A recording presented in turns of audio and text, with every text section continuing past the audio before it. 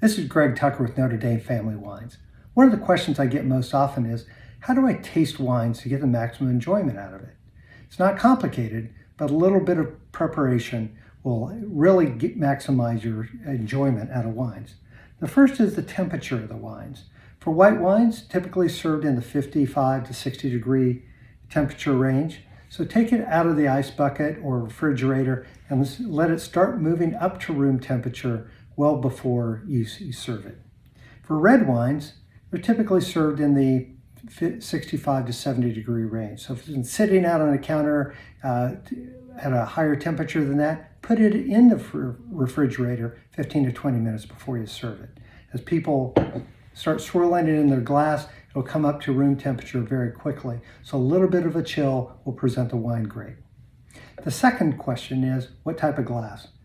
For white wines, I use a smaller glass to concentrate the flavors. For a red wine, I use a bigger glass to let it express itself and let the flavors come out of the bottom of the glass. Definitely don't fill smaller glasses up to the very top. This isn't a restaurant where you're serving it as a beverage. This is something to be enjoyed. The next thing is the tasting experience is what I call the 5S. See the wine first and take a look at it and just appreciate it for the colors that it has and the wines and the wine that's been made. The second is to swirl it. If you want to try a wine that has been not swirled and then smell it and then smell one that has been swirled, you'll get about 3 times more aromas out of something that's been swirled. The next is to sniff the wine. You're going to get most of your aromatics just by smelling the wine versus drinking the wine. So take your time with it.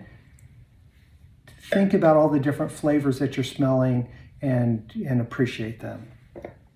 The fourth S is to sip the wine. Just take a sip and let it run over your palate and get your first impression. Like meeting somebody for the first time, it's introducing itself and you'll see it evolve during the course of the tasting.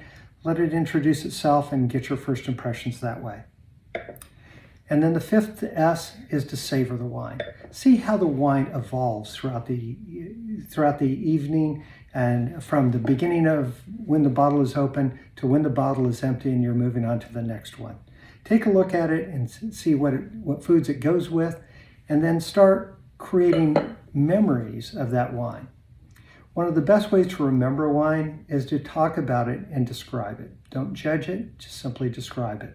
As you describe it, use all the different flavor elements, aromatic elements, and even the expression of, I love having this wine with somebody else.